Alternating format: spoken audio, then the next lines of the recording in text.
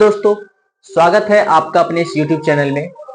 और दोस्तों, आज हम आपके लिए लेकर आए हैं मैथमेटिक्स के एक बहुत ही जबरदस्त चैप्टर को, जिसका नाम है दोस्तों LCM और HCF।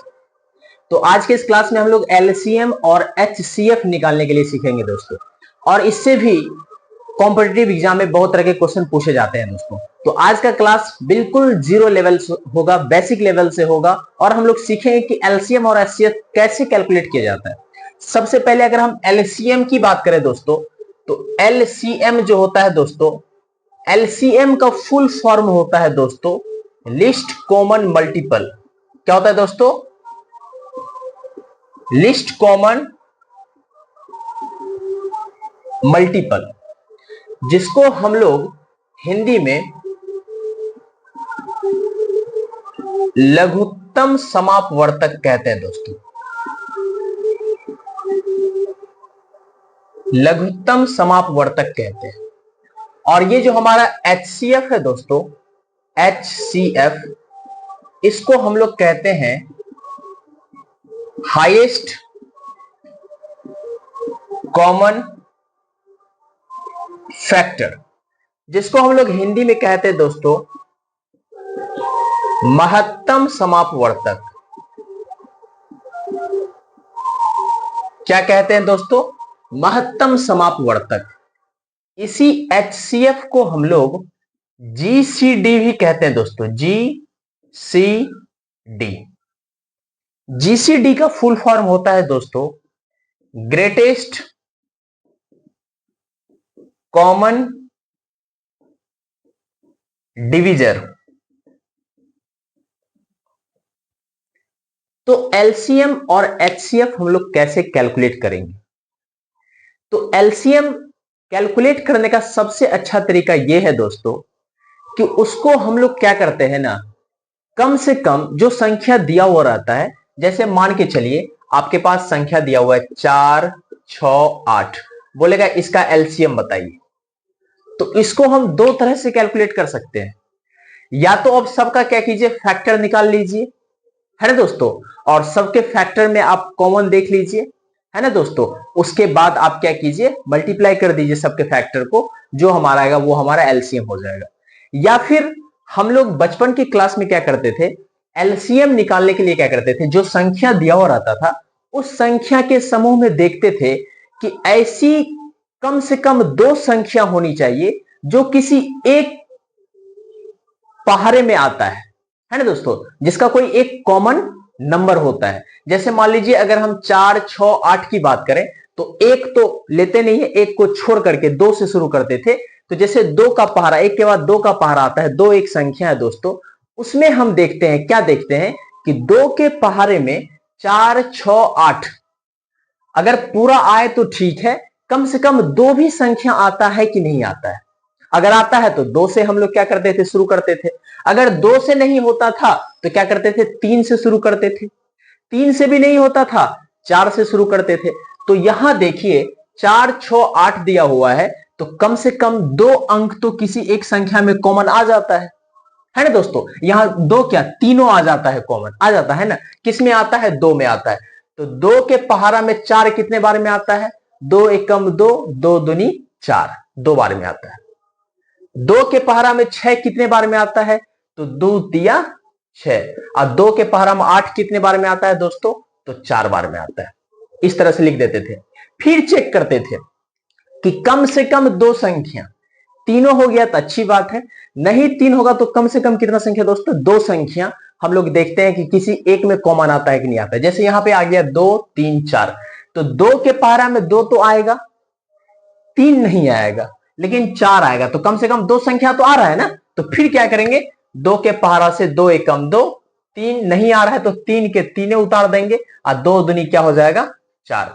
अब यहां पर देखिए नीचे जो आया हुआ है 1, 3, 2, ये 3 ऐसी अंक हैं जो सिर्फ और सिर्फ खुद से विभाजित हो सकती हैं, खुद में कॉमन आ सकती हैं, लेकिन किसी दूसरे में वो कॉमन नहीं हो सकती हैं। तो ये हमारा क्या हो गया, ये हमारा बच जाएगा। और लास्ट में जो इस तरह का कंडीशन आ जाएगा दोस्तों, जहां कॉमन नहीं आएगा, तब क्या करते हैं, सबको आपस में मल्टीप्लाई कर देते हैं। तो 2 है तो लिखेंगे 2 गुना, फिर 2 है तो लिखेंगे 2 गुना 1 को नहीं लिखते हैं क्योंकि 1 के साथ गुना करेंगे तो उतना ही आएगा।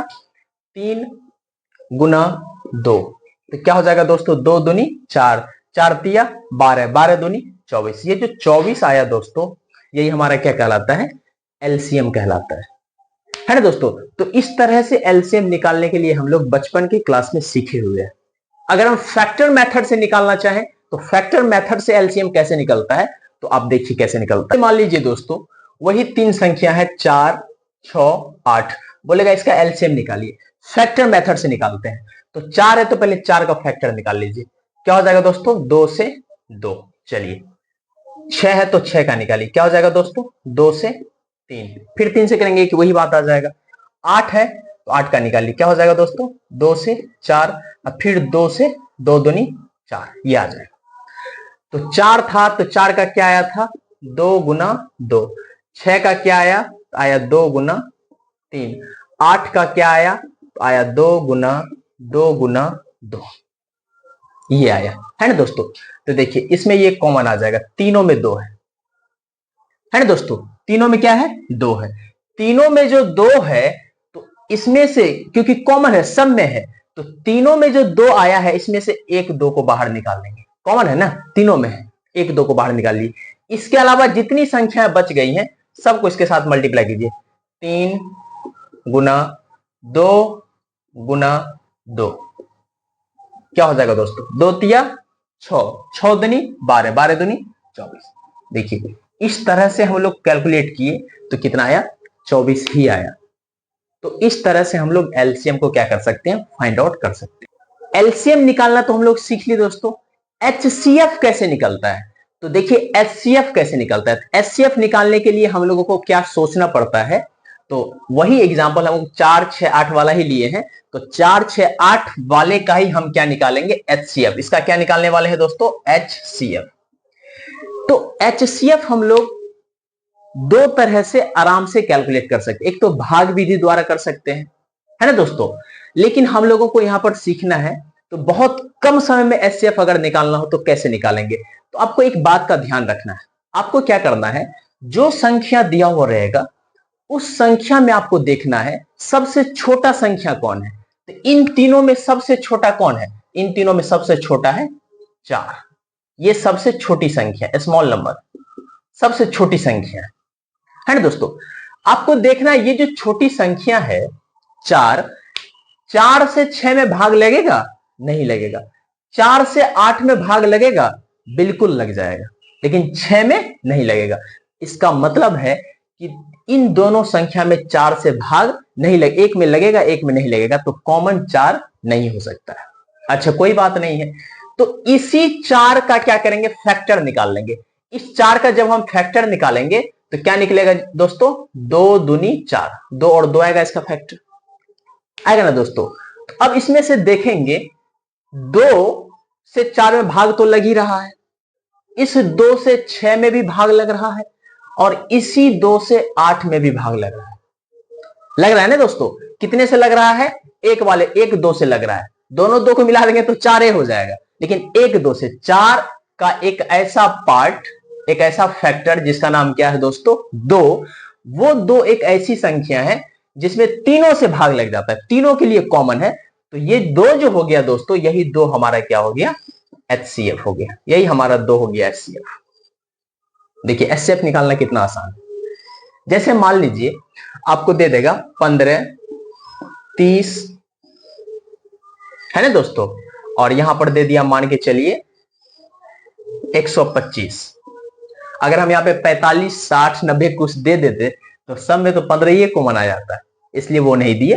तो क्या दे दिया आपको, 15 30 125। इसका बोलेगा अगर आपको एचसीएफ निकालना है तो आप कैसे एचसीएफ निकालोगे। तो सबसे पहला काम आपका क्या है, इन तीनों में जो सबसे छोटी संख्या उसको पकड़िए। तो सबसे छोटी संख्या कौन है, 15। और सबसे पहले आप चेक कीजिए कि इस 15 से बाकी के दोनों संख्या में भाग लग रहा है कि नहीं लग रहा है। तो 15 से 30 में तो भाग लग रहा है, लेकिन 125 में भाग नहीं लग रहा है, तो मतलब 15 तो कॉमन हो नहीं सकता है। तो दूसरा उपाय क्या करेंगे, इस 15 का फैक्टर निकालेंगे। इस 15 का जब हम फैक्टर निकालेंगे दोस्तों, तो इसका आएगा 3 और 5। 15 का क्या आएगा? 3 और 5। इसमें से छोटी संख्या कौन है 3 और 5 में? 3 है। 3 से हम भाग देके देखेंगे बाकी की संख्याओं में, तो 3 से भाग हमारा 30 में लग जाता है, लेकिन 3 से भाग हमारा 125 में नहीं लगता है, तो 3 भी वैलिड नहीं है। लेकिन जब 5 के पास आएंगे तो 5 से 15 में भी लग रहा है, क्योंकि उसका तो फैक्टर लगेगा ही लगेगा, और 5 से 30 में भी लग जाता है, और इसी 5 से 125 में भी लग जाता है। मतलब 5 एक ऐसी संख्या है जिससे सभी संख्याओं में भाग लग सकता है, कॉमन हो सकता है। तो जो हमारा HCF होगा दोस्तों, वो क्या हो जाएगा? 5 हो जाएगा। तो HCF निकालने का ये तरीका है। बहुत कम समय में हम लोग बिना पेन बिना पेपर के HCF निकाल सकते हैं, है ना दोस्तों। उसके बाद अगर मान लीजिए आपको एक ही क्वेश्चन में कह दे LCM और HCF निकालना है, तो आप LCM और HCF कैसे निकालोगे? जैसे मान लीजिए दोस्तों, हमने क्या किया, 4, 6, 8 एक एग्जाम्पल लिया, और इसका कहेगा बिना पेन बिना पेपर के LCM और HCF दोनों बताइए। तो कैसे बताएंगे?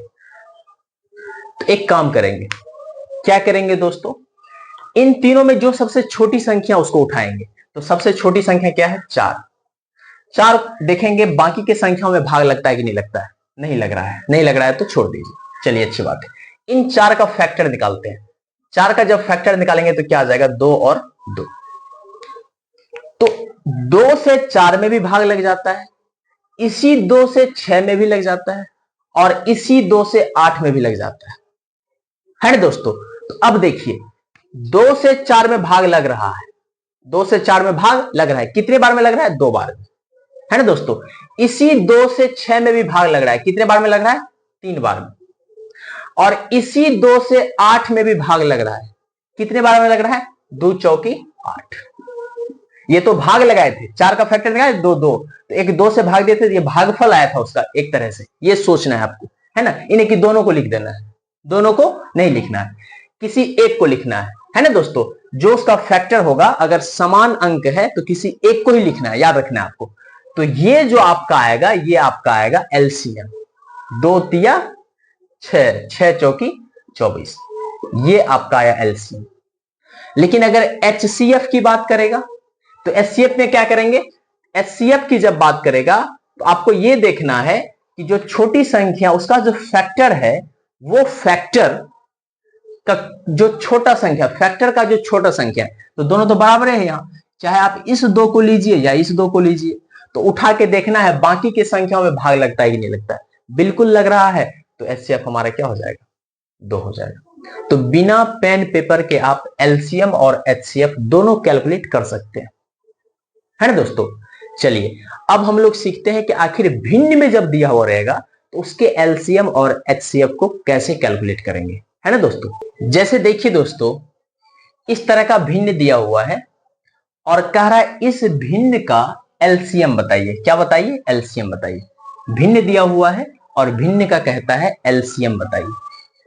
तो भिन्न में क्या होता है ना दोस्तों, जैसे 4/6 है, ये जो 4 हो गया, ये हो गया अंश, इसको क्या कहते हैं? अंश। और नीचे वाला जो हो गया, इसको कहते हैं हर।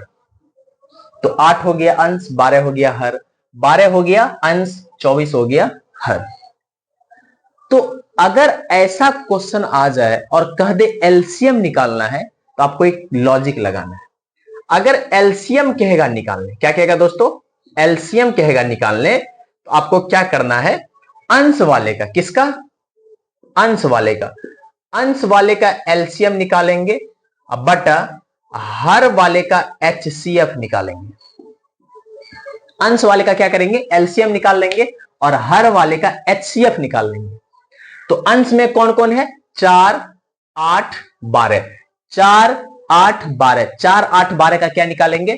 तो 4, 8, 12 का हमको निकालना है LCM। तो LCM निकालिए। 2 से 2 दूनी 4, 2 चौकी 8, 2 छके 12। फिर 2 से कीजिए 2 एकम 2, 2 दूनी 4, 2 तिया 6। तो क्या आ जाएगा? 2 दूनी 4, 4 दूनी 8, 8 तिया 24। 24 आ गया एलसीएम, तो ऊपर में लिख दीजिए 24 बटा हर का क्या निकालना है दोस्तों, एचसीएफ। हर में क्या क्या है, 6 12 24। क्या क्या है दोस्तों, 6 12 24। सबसे छोटी संख्या इसमें कौन है, तो सबसे छोटी संख्या 6 है। और देखिए 6 से 6 में तो भाग लेगा ही, 6 से 12 में भी लग जाएगा और 6 से 24 में भी लग जाएगा। इसका मतलब इसका एचसीएफ क्या हो जाएगा दोस्तों, एचसीएफ हो जाएगा 6, है ना दोस्तों। तो हर का एचसीएफ निकालना था, कितना आया 6, यहां लिख देंगे 6, 6 चौकी 24 बराबर कितना आ गया 4। मतलब ये जो भिन्न है, ये जो भिन्न दिया हुआ है, इस भिन्न का एलसीएम कितना आएगा, 4 आएगा, है ना दोस्तों। तो इस तरह से हम लोग कैलकुलेट करेंगे। अगर भिन्न का एचसीएफ बोल देगा निकालने, तब क्या करेंगे, तो देखिए नेक्स्ट क्वेश्चन में, जैसे मान लीजिए दोस्तों यही भिन्न दिया हुआ है और इसी भिन्न का कह रहा है एचसीएफ बताइए, तो एचसीएफ कैसे बताएंगे। तो भिन्न में क्या क्या होता है, अंश और हर।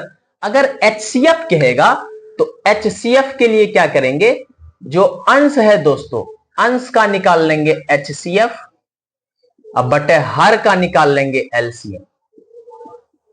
मतलब जिसका कहेगा निकाल, अगर एलसीएम कहेगा तो अंश का एलसीएम हो जाएगा, है ना दोस्तों। एचसीएफ कहेगा तो अंश का एचसीएफ निकाल लेंगे, जो कहेगा निकालने अंश का वही निकालेंगे, अब बाद बाकी उसका उल्टा कर देंगे हर में। एलसीएम कहेगा तो एचसीएफ, एचसीएफ कहेगा एलसीएम। तो यहाँ पे एचसीएफ कह रहा था तो एचसीएफ अंश का इस बार एचसीएफ निकाल लेंगे और हर का क्या निकाल लेंगे, एलसीएम निकाल लेंगे। तो देखिए क्या हो जाएगा, अंश का अगर एचसीएफ निकालेंगे तो अंश में कौन है दोस्तों, 4 8 12, 4 8 12, 4 8 12 का क्या निकालना है दोस्तों, एचसीएफ निकालना है। तो ध्यान दीजिए एचसीएफ निकालने का तरीका आपको क्या बताए, जो सबसे छोटी संख्या उसको पकड़िए, तो छोटी संख्या 4 है और देखिए बाकी की संख्या भाग लग रहा है, तो बिल्कुल लग रहा है। तो जब बाकी की संख्या भाग लग रहा है तो एचसीएफ हो जाएगा 4 बटे हर में कौन कौन है दोस्तों, तो 6 12 24। इसका क्या निकालना है, इसका निकालना है एलसीएम। तो एलसीएम इसका जब निकालेंगे 6 12 और 24 का किसी भी मेथड से आप निकालिए, तो एलसीएम इसका क्या आ जाएगा, 24 आ जाएगा। आपको याद रखना है, अगर सबके सब कॉमन वाला हो, सबके सब एक दूसरे का मल्टीपल हो, तो जो सबसे बड़ी संख्या होती है वही उसका क्या होता है, एलसीएम होता है। और सबके सब अगर एक दूसरे का मल्टीपल हो, तो जो सबसे छोटी संख्या होती है वही उसका एचसीएफ होता है। ये बात आपको याद रखना है, बहुत इंपॉर्टेंट पॉइंट है दोस्तों। तो एलसीएम हो जाएगा 24, तो क्या हो गया 4 बटा 24, इसको भागा दे देंगे, 4 छके 24, तो हो गया 1 बटा 6। मतलब ये जो भिन्न है दोस्तों, इस पूरे भिन्न का एचसीएफ क्या आएगा, 1 बटा 6, है ना दोस्तों।